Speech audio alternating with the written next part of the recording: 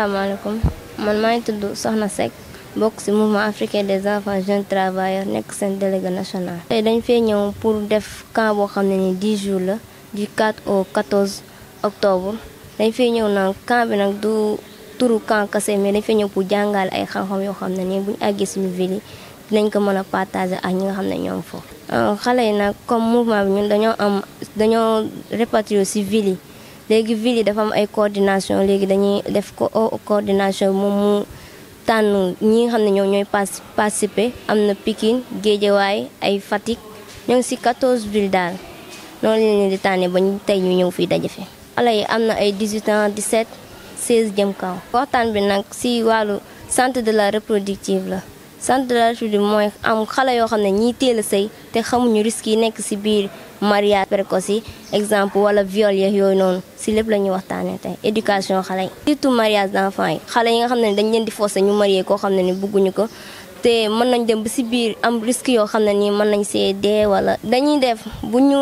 ñu formé fii nii ñu jéem a wàcc sur le terrain jéem a waxtaan ak xale yi pour ñu xam risques yi nekk ci mariage précoce yi wala viol yi. en tout cas pour ñu mën a jël seen précaution. parents yi dañ leen di wax rek teel a may sa doom baaxul alal bu mu tax nga jël sa doom tay la ko complication yi su mënti am moom mooy porter responsable. nekk chargée des droits des filles à Indachine section nekk tamit présidente coalition nationale pour l'abandon du mariage d'enfants au Sénégal. camp bi nag suñ ko amee fii nii te fondation xale yi jàppale ci MAJT. jiital ci Indachine section mi nga xamante ne mooy accompagner mouvement enfants et jeunes travailleurs dañ koy rafetlu ndaxte boo xoolee aar xale dafa nekk lu nga xamante ne tey jii nekk na thème bu nga xamante ne war nañ koo jiital ci lépp lu ñuy def ndax aar xale boobu mooy tax ëllëg ak si biir ñu am Sénégal bu nga xamante ne moom la ñu bëgg am moom mooy un Sénégal émergent. te aussi thématique mariage d'enfants dafa nekk thématique bu nga xamante ne dafa ëmb ay violence yu bari. tey ji violence physique di nga ko fa fekk abus di nga ko fa fekk violence psychologique di nga ko fa fekk maanaam métital nit won ko ne ko sama xaalis maa ko moom da ngay def lu ma neex ma jox la su ma neexul te ñu ci jigéen yu bari ñu ngi sonn ci seeni biir sëy ndax loolu xëy na ëllëg ak ci biir nag bëgg nañu parents yi ñu xam loolu ñoom itam ñu mën a gunge seeni doom ba. nekk chargée des droits des filles à Indachine section. nekk tamit présidente coalition nationale pour l'abandon du mariage d'enfants au Sénégal.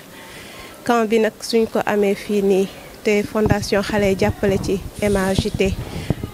jiital ci Indachine section mi nga xamante ne mooy accompagner mouvement enfants et jeunes travailleurs dañ koy rafetlu ndaxte boo xoolee aar xale dafa nekk lu nga xamante ne tey jii nekk na thème bu nga xamante ne war nañ koo jiital ci lépp lu ñuy def. ndax aar xale boobu mooy tax ëllëg ak ci biir ñu am Sénégal bu nga xamante ne moom la ñu bëgg am moom mooy un Sénégal émergent. te aussi thématique mariage d'enfants dafa nekk thématique bu nga xamante ne dafa ëmb ay violence yu bari. tey ji violence physique di nga ko fa fekk abus di nga ko fa fekk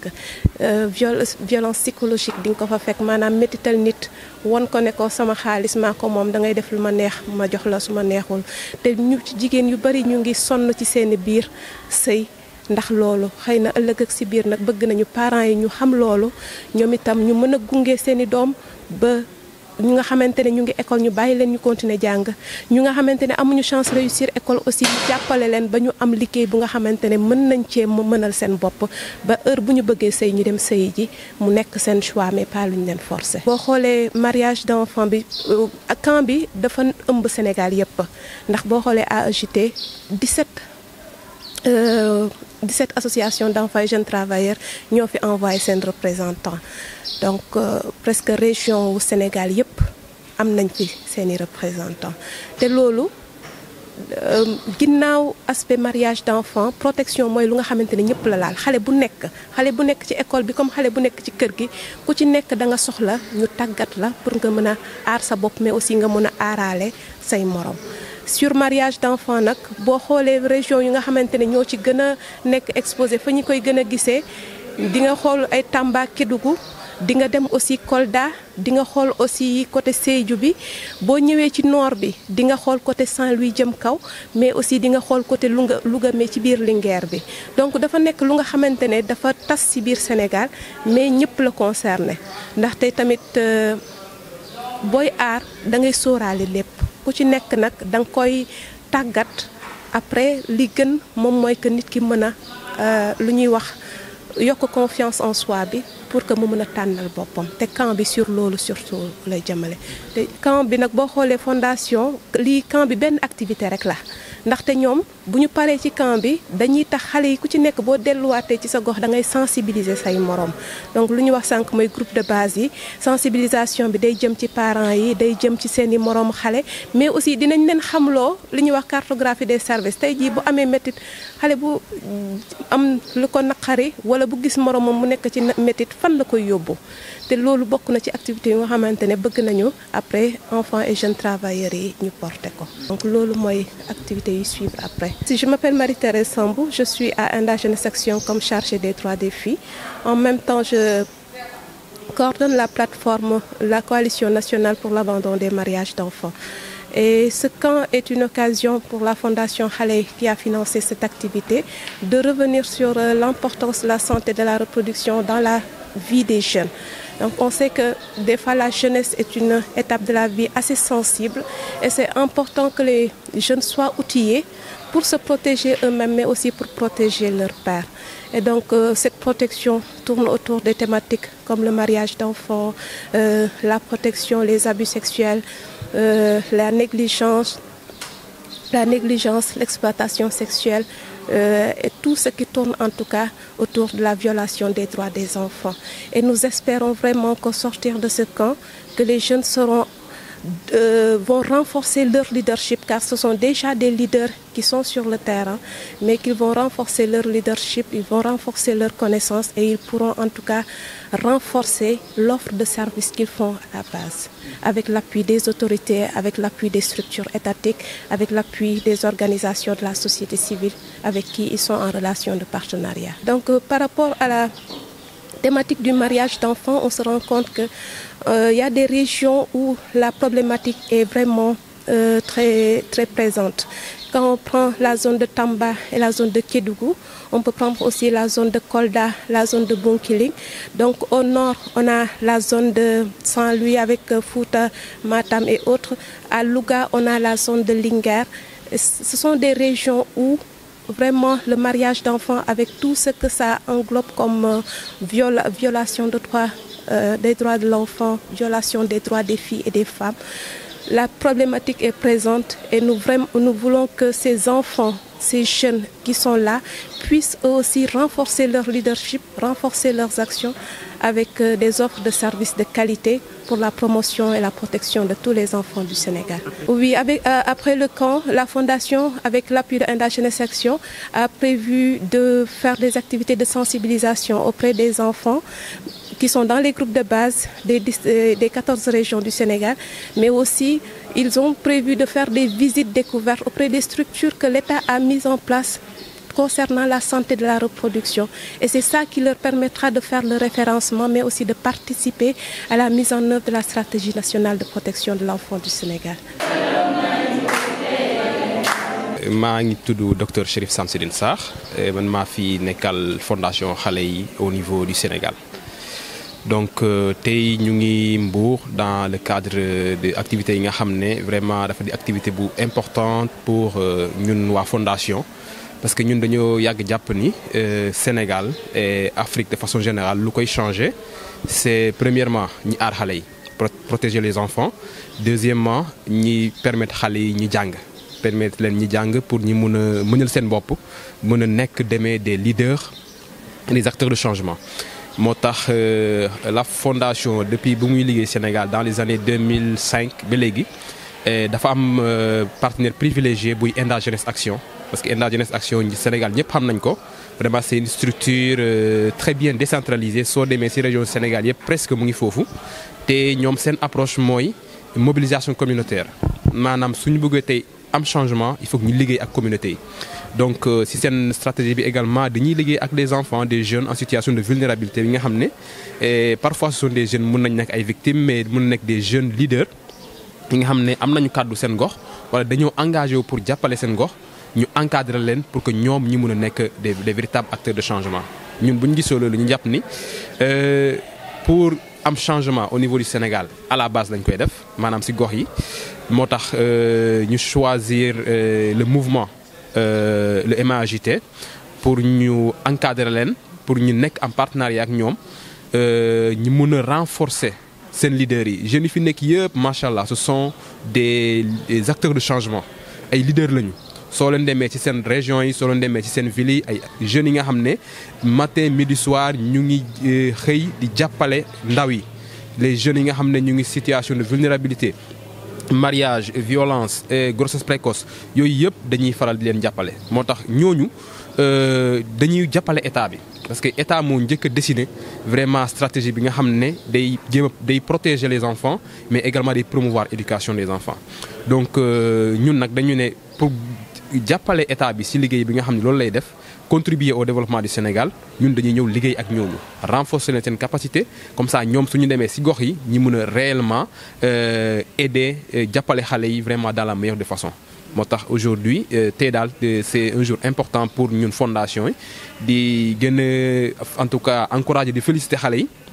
parce que comme ni ma ko waxee ay jeunes volontaires ñi nga xam ne gratuitement la ñuy liggéey engagé wu auprès des enfants les plus vulnérables ci seen gox yi donc ñooñu dañu war a jàppale jox renforcer leen seen capacité suñu leen mën a jàppale yi si yeneen tamit côté autonomisation économique vraiment dinañ ci liggéey. donc tey normalement 34 jeunes yi nga xam ne dañuy jógee ci 17 associations locales d'accord comme ni ma ko waxee donc mouvement bi c'est au niveau national soo demee ci dans chaque ville comme ni ñu ko waxee sànq di am nañ fa ay représentants. léegi chaque association au niveau local donc dañ leen laaj ñu indil ñu ñaari leader donc soo xoolee 17 associations suñu indee ñaari leader donc au total dañu am 34 donc 34 yooyu nag ñooñu ay ambassadeurs lañu suñu lu ñu fi jàng suñu demee tamit dañ koy partager ak ñi nga xam ne ñu ngi seen gox yi donc suñu demee tamit dañuy def ay activités de sensibilisation def plan d'action pour que ñu gën en tout cas redynamiser seen association pour que les jeunes entre ñoom ñi mën a jàppalante avant ñuy impliquer parents yi avant ñuy impliquer état bi et bien sûr parce que changement bi écosystème la donc système la du ñoom kese ñoo ko mën a apporter dañuy soxla vraiment état jàpp ci parents yi jàpp ci la presse jàpp ci pour plaidoyer bi sensibilisation bi. waaw Sénégal dafa di dëkk bi nga xam ne am nañu ay valeurs yu baax macha allah am nañu cosaan am nañu valeur mais comme nu ñuy wax société bu nekk am na ay valeurs yu baax am na ay valeurs yu nga xam ne tamit war nañ ko améliorer. donc comme suñu président Senghor nu mu koy waxee rek rendez-vous du donner et du recevoir maanaam tey Sénégal suy génn ci biti day dem jaay lu baax ci moom mais également mu jàng ci ñeneen ñi. donc Sénégal nañu gis ni jigéen ñi vraiment ñoo yor dëkk bi. soo demee ci kër gis une fois jigéen bi nga xam ne épanoui am na conditions yu baax jàppal ni njaboot yëpp mu ngi ci jàmm donc moo tax soo gisee fii jigéen ñi ñoo fi gën a bari parce que socialement jigéen ñi dañu am engagement te gannaaw ñoom ñoo gën a am un lien parce que sànq nee naa leen protection de l'enfance xale yi jigéen ñi lañ gën a jege que góor yi donc te jigéen ñi ñooy des ci kër yi. donc moo tax jeunes filles yi nga xam ne ñoo fi nekk vraiment ay leaders lañu ñun suñu bëgg-bëgg mooy ñu encadrer leen renforcer leen pour que ñoom ñi nekk ay acteurs de changement. parce que tey soo waxee mariage précoce góor du subir mariage précoce tey soo nee grossesse précoce góor du subir grossesse précoce soo demee ci benn école gis benn xale bu jigéen bu ñu ëmbal bu dee élève bu ko ëmbal mu ngi ci école bi góor gi day continuer le garçon day continuer jàng xale bu jigéen day dem toog donc loolu moo tax certes. jeunes yëpp la ñu war a former mais dañu war a insister davantage sur jigéen yi parce que pour la plupart des cas ñoom ñooy nekk ay victimes moo tax tey comme ni ngeen ko gisee fii lu gën a bari ci participants yi fii ay jigéen lañu te vraiment ay jigéen ay leaders lañu ñi nga xam ne am nañu vraiment liggéey bu rafet bi nga xam ne ñu ngi koy def seen gox. Je m'appelle Dr Chérif Samsidine Sarr et je suis le représentant au Sénégal de la Fondation Xale yi donc je suis ici avec Enda Jeunesse Action en tant que partenaire et collaborateur. Parce que ça fait quand même plus de 10 ans que nous travaillons ensemble dans le cadre de la protection de l'enfance et aussi dans l'éducation intégrale telle que nous le concevons. Donc aujourd'hui, on a convoqué 17 associations de jeunes qui viennent des différentes régions du Sénégal, des différentes villes du Sénégal. Et dans chaque association, nous avons convoqué 2 jeunes. Donc au total, nous avons 34 jeunes leaders au niveau local dans leur communauté qui sont ici aujourd'hui à Mbour, avec nous, avec l'équipe de ENDA, avec des spécialistes pour qu'elles puissent recevoir un renforcement de capacité sur la santé de la reproduction, sur les techniques de plaidoyer, sur les techniques de protection des enfants, mais surtout au niveau communautaire. Parce que pour nous, au niveau de la Fondation Khalei, nous pensons que le changement de ce Sénégal, de cette Afrique et du monde de façon générale, commence d'abord par la protection de l'enfance, parce que ce sont les futurs leaders de demain, mais également commence par l'éducation. Tous les enfants doivent avoir accès à l'éducation. Et maintenant, quand on dit éducation, ce n'est pas que la scolarisation. On insiste pour que les enfants aillent à l'école scolarisée, mais également nos frères, nos sœurs qui n'ont pas eu l'avantage de continuer leurs études, il faut également qu'on les éduque à travers des formations professionnelles, à travers d'autres métiers. Donc c'est la raison pour laquelle c'est une approche que nous partageons avec notre partenaire ENDA Jeunesse Action et nous avons, disons, plus de 10 ans de collaboration. Voilà, le Sénégal, je dirais de façon générale en Afrique, la femme occupe une place très importante. Parce que, j'ai l'habitude de le dire, si vous allez dans un foyer, dans une famille, vous avez un seul indicateur de bien-être. Regardez la condition de la femme. Si la femme se porte bien, dites-vous que l'ensemble des enfants qui sont dans cette famille se portent bien. Donc c'est pourquoi nous, on s'est orienté beaucoup plus dans l'éducation des filles. Parce que, je disais tout à l'heure, les mariages précoces, ce sont les filles qui sont victimes. Les grossesses précoces, ce sont les filles qui sont victimes. Donc pour nous aujourd'hui, il faut encadrer, accompagner ces filles de telle sorte qu'une fille qui a l'ambition d'étudier, d'avoir son doctorat, de devenir ministre, qu'elle puisse étudier sans pour autant qu'elle puisse rencontrer beaucoup d'obstacles. Parce que quoi, on sait que les obstacles que les filles rencontrent aujourd'hui, c'est quoi? C'est ce que je dis, les mariages précoces, les grossesses précoces. Et pourquoi nous, il est important pour nous d'enseigner les filles en particulier, mais les hommes aussi, la santé de la reproduction. Parce qu'aujourd'hui, on a constaté, nous dernièrement, on a fait une étude qui a montré qu'il y a beaucoup de filles qui manquent l'école parce que tout simplement en période de menstruation, les enseignants premièrement ne sont pas préparés à les accompagner, mais deuxièmement les garçons ne sont pas sensibilisés. Parfois on les considère comme étant des filles qui sont en train de faire de mauvaises choses. Or tout le monde sait que le cycle menstruel c'est quelque chose de naturel, de normal. Donc encadrer les filles à connaître leur cycle menstruel, à savoir que telle période, je suis en période de fertilité, je peux tomber enceinte, à savoir que si je fais par exemple une relation sexuelle sans en tout cas protection, je peux tomber, je peux être malade. Permettrait à la fille d'être autonome et de savoir prendre la bonne décision au bon moment pour qu'elle puisse prendre soin de son projet de vie. Donc c'est pourquoi pour nous, c'est assez stratégique d'accompagner les filles, mais comme on le dit, la société est faite d'hommes et de femmes. Donc les hommes également, on les sensibilise. Parce que le meilleur couple, c'est le couple où monsieur apporte, madame apporte, mais pas un couple où madame reste à la maison, ne fait que la cuisine et monsieur va chercher de l'argent. Et donc du coup, après, madame dépend économiquement de l'homme. Et on pense qu'on doit aller vers une société où chacun peut apporter et surtout où monsieur et madame sont sensibilisés et préparés à encadrer les enfants. Parce que réellement, c'est l'avenir de la nation. Et donc, notre contribution, en tout cas, à ce que l'État du Sénégal est en train de faire, il faut le dire, l'État du Sénégal a une stratégie bien claire, a des documents de planification stratégique et bien élaborés qui consistent tout simplement à protéger les enfants, à accompagner les femmes, à autonomiser les femmes. Donc nous, à travers l'activité que nous faisons, on essaie d'apporter réellement notre contribution aux efforts de l'État. Et je pense que c'est comme ça que nous pouvons changer ce Sénégal, avec la participation de l'ensemble des acteurs, les organisations, l'État, le secteur privé et l'ensemble des acteurs de la coopération internationale au développement.